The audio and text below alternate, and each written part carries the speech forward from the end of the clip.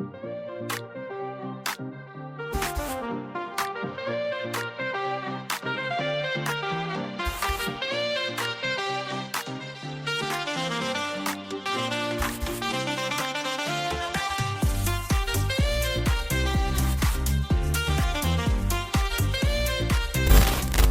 teman-teman semua, selamat datang di podcast Silvikultur Berbicara, ruang ngobrol santai terkait dunia hutan, pohon, dan juga masa depan lingkungan. Bersama saya Mustafa Al-Ghazi dari Tree Grower Community. Pada episode perdana kali ini, kita akan membahas sebuah bidang keilmuan yang perannya sangat penting, namun masih belum banyak terdengar di kalangan masyarakat. Bidang keilmuan tersebut adalah bidang silvikultur. Sebenarnya apa sih silvikultur itu? Silvikultur itu secara singkat teman-teman, itu adalah bidang keilmuan terkait budidaya kehutanan. Namun tentunya untuk membahas lebih lanjut terkait silvikultur, saya tidak akan sendirian.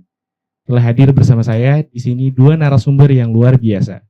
Ada Ibu Ati dan juga Kang Panji. Ibu dan Kang Panji alhamdulillah sehat ya? Alhamdulillah, baik. Oke, terima kasih sebelumnya sudah hadir di Silvikultur Berbicara. Mungkin kita perkenalan singkat dulu kali ya, mungkin dimulai dari Ibu. Makasih Kang Mus. Perkenalkan, saya Ati Dwi Nurhayati yang saat ini diamanahkan menjadi Ketua Departemen Silvikultur Fakultas Kehutanan dan Lingkungan IPB University. Adapun bidang keilmuan saya itu perlindungan hutan dan kebakaran hutan dan lahan. Mungkin itu saja ya, Kang Mus. Oke, baik Ibu, terima kasih. Boleh langsung Pak Kang Panji? Baik, mungkin selamat pagi Ibu dan juga Kang Mus dan juga teman-teman.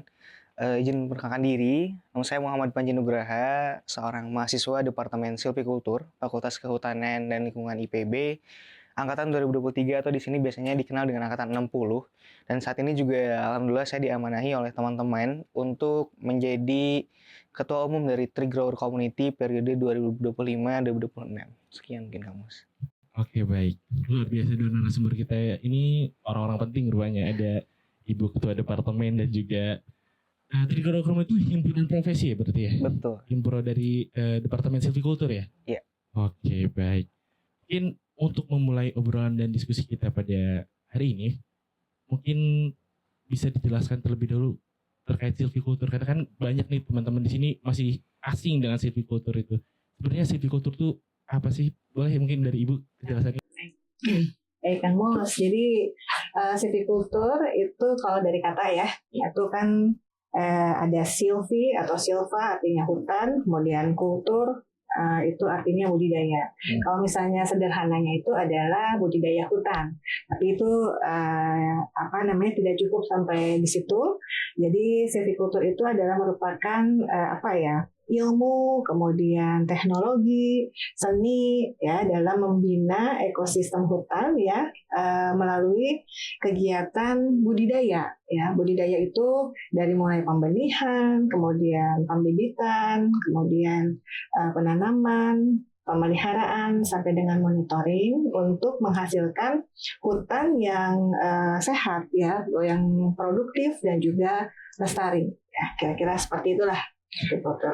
Oke, terus dari namanya sih itu cukup kompleks ya perannya ya, cukup panjang. Nah, kira-kira kenapa sih bidang silvikultur ini menjadi sangat penting?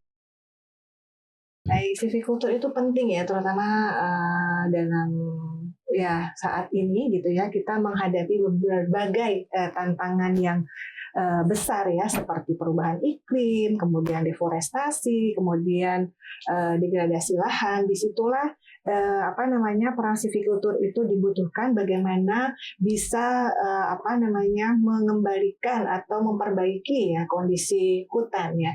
Seringkali disebut bahwa seorang silvikulturis itu adalah dokter hutan gitu ya. Jadi dokter hutan ya? Dokter hutan artinya adalah kita bukan saja mampu mengelola hutan, tetapi bagaimana kita bisa memperbaiki ya kondisi hutan yang rusak, kemudian juga yang hutan yang terkena hama penyakit misalnya gitu, dan mengembalikan fungsinya seperti paling tidak mendekati fungsi awalnya. Oke, ternyata perannya cukup penting sekali, terutama dengan zaman sekarang ya, dunia global ini semakin dinamis, banyak perubahan iklim, degradasi lahan, kemudian deforestasi juga semakin marak, bahkan khususnya di Indonesia sendiri ya. Oke, kalau menurut Kang Panji, nah peran silviculture tuh dalam menghadapi tantangan global tersebut kira-kira seperti apa sebagai mahasiswa silviculture? Oke.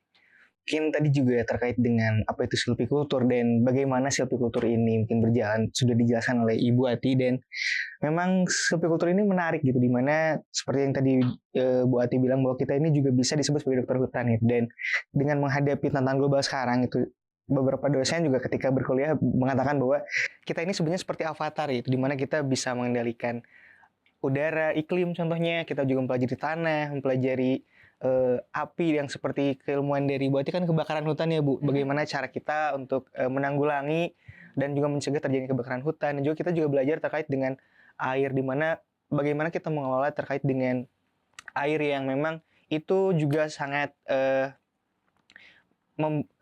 berpengaruh terhadap kehidupan kita sehari-hari seperti itu. Tentunya sebagai mahasiswa dari Departemen Silviculture sendiri, kita harus bisa memaksimalkan peluang kita dan juga privilege sebagai mahasiswa dengan mempelajari hal-hal yang memang tidak semuanya kita dapatkan di kelas di perkuliahan seperti itu, Kang. Jadi terkait dengan untuk bisa mengeksplor lebih jauh, tentunya kita juga harus memiliki niat dan juga keinginan lebih jauh juga gitu untuk kita mendapatkan apa sih sebenarnya silviculture itu, seperti itu mungkin, Kang. Oke, baik. Tadi sebenarnya unik ya, pernyataan yang menarik adalah teman-teman mahasiswa silviculture itu sering disebut sebagai avatar ya. Betul. Mengendalikan 4 elemen gitu, berarti mengendalikan segalanya.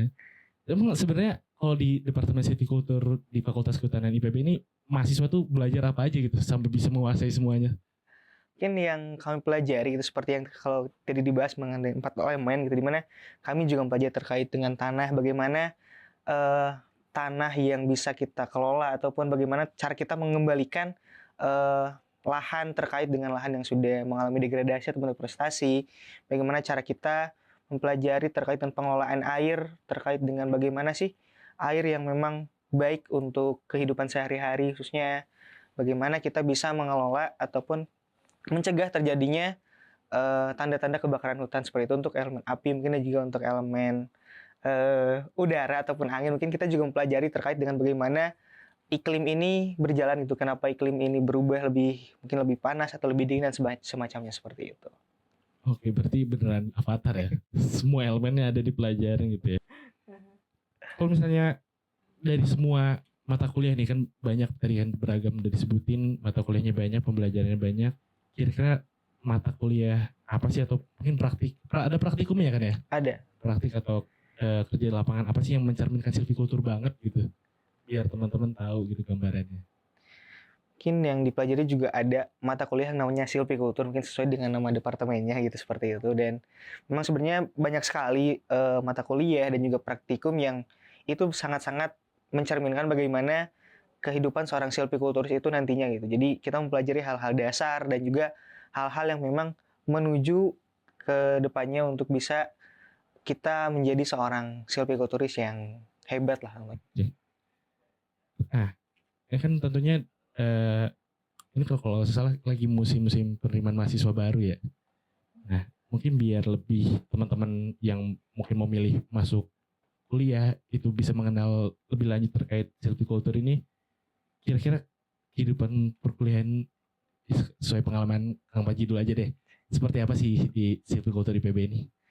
Sebenarnya silviculture Fakultas IPB ini sendiri merupakan salah satu jurusan yang asing gitu bagi saya, di mana itu juga sebelum saya masuk waktu itu memang sangat asing dan tidak pernah terbayangkan gitu saya bisa berada di silviculture di Fakultas IPB gitu. Namun yang pada akhirnya membuat saya bersyukur bisa berada di sini adalah proses-proses dan juga lingkungan yang sangat suportif di sini terkait dengan apa yang saya pelajari. Juga mungkin sebenarnya itu memiliki masa depan yang cerah tentunya, Kang Mus. Tapi juga prosesnya tentunya tidak mudah. Kita harus terus belajar seperti itu. Dan yang paling menarik adalah bahwa seperti yang tadi sempat disinggung juga, kita mempelajari banyak hal gitu, khususnya di bidang lingkungan dan kehutanan seperti itu.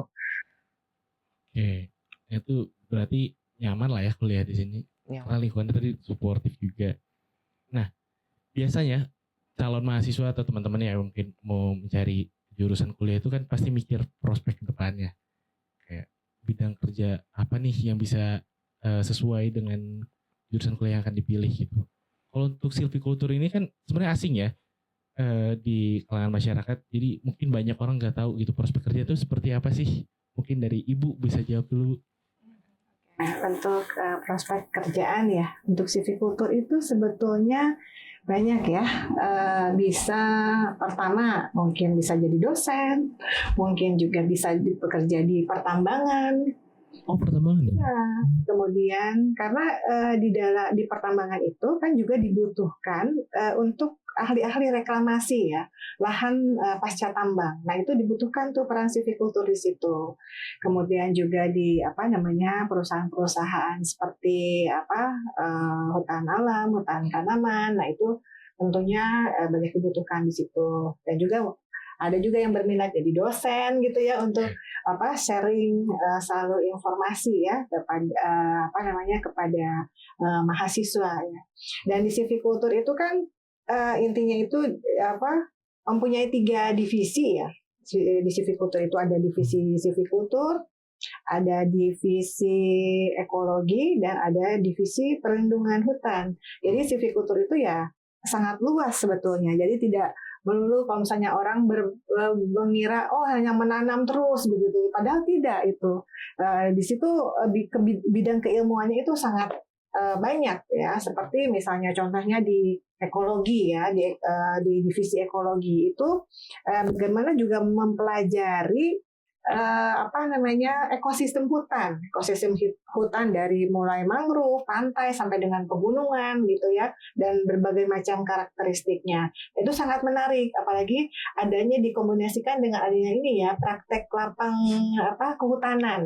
Nah, di situ mahasiswa bisa langsung terjun ke ke hutan ya, melihat keindahan alam ya. Jadi itu tentunya akan sangat menarik ya, dan sangat bermanfaat menurut saya. Ternyata banyak banget prospeknya ya, bahkan cukup kaget juga gitu. Ternyata bisa masuk ke ranah reklamasi lahan pasca tambang ya.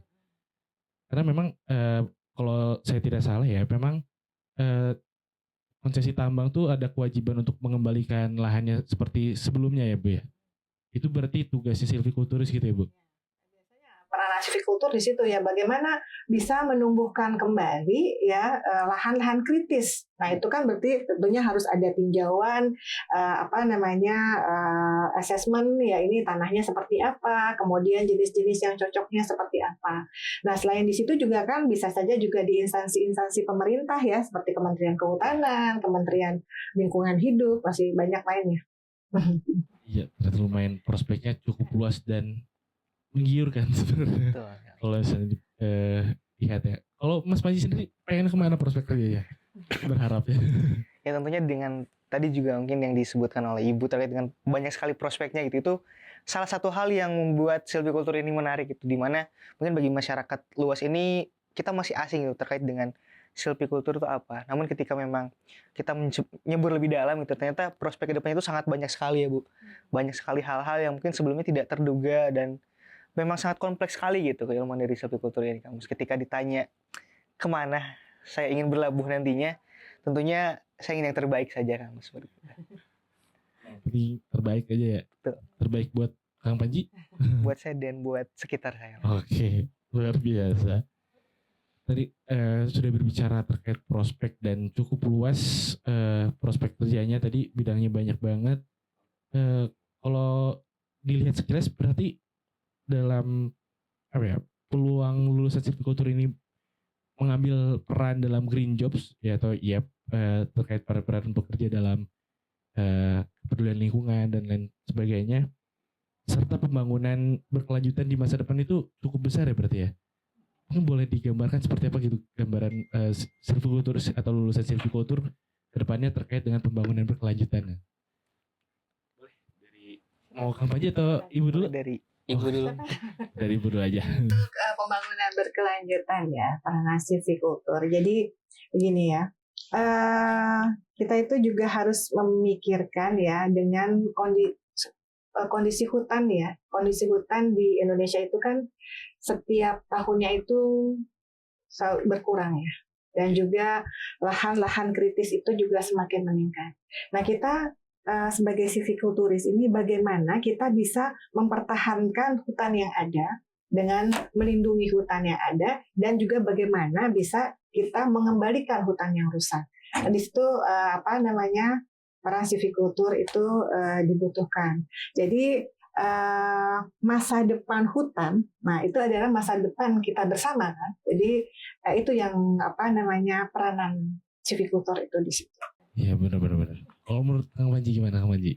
Kita sepakat juga dengan yang Bu Ati bilang itu bahwa peran silviculturist ini tentunya sangat sentral gitu nanti ke depannya karena sesuai dengan apa yang sudah kita pelajari, apa yang secara teori dan praktik kita dapat gitu itu ketika memang nantinya kita memiliki kemauan itu bisa menjadi salah satu peluang gitu ketika memang green jobs yang memang tersedia nantinya sebagai seorang silviculturist peluangnya mungkin cukup besar gitu ya yang saya lihat seperti itu karena tentunya seperti yang Ibu tadi bilang bahwa sebagai mahasiswa kehutanan khususnya tentunya masa depan hutan juga ada di tangan kita gitu sebagai seorang rimbawan juga tentunya seperti itu.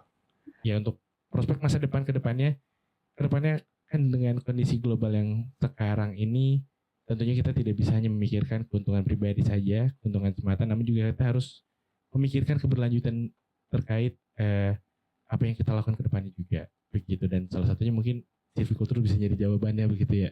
Mungkin sebagai penutupnya untuk teman-teman yang sedang kebingungan juga mungkin mencari kemana tempat berlabuh untuk masa depannya, kira-kira untuk teman-teman yang ingin memilih kuliah ini ada pesan untuk teman-teman sehingga bisa tertarik untuk bergabung dengan silvicultur ini.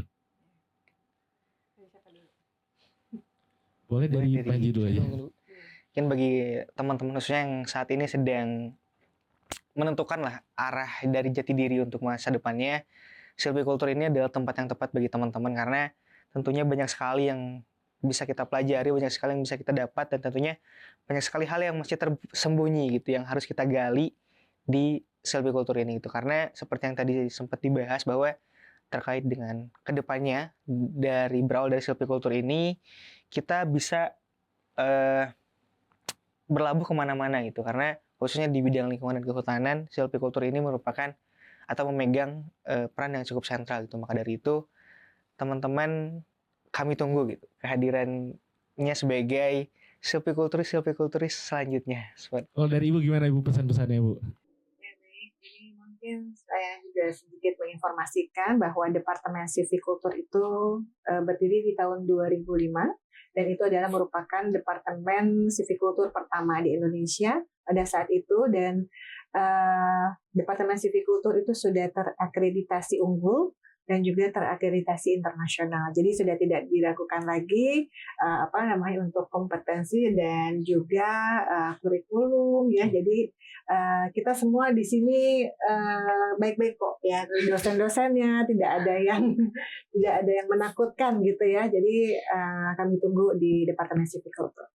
Baik, terima kasih banyak Ibu Ati dan juga Kang Panji atas waktu dan insight inspiratifnya untuk hari ini. Luar biasa sekali. Baik, teman-teman silviculturis, ya, saya sekarang manggilnya teman-teman silviculturis karena udah memahami lah, berkenalan dengan silvicultur. Hari ini kita sudah mengenal banyak dan sudah mengenal lebih jauh terkait silvicultur, bagaimana perannya dan sebagaimana pentingnya silvicultur itu sendiri. Mulai dari pengertian hingga bahkan kita udah kenalin Departemen Silvicultur yang luar biasa ini untuk teman-teman berlabuh ke depannya. Jadi teman-teman, silvicultur ini tidak hanya sekedar budidaya hutan, namun juga ini tentang bagaimana kita merancang masa depan melalui langkah-langkah yang sustainable atau berkelanjutan. Begitu teman-teman.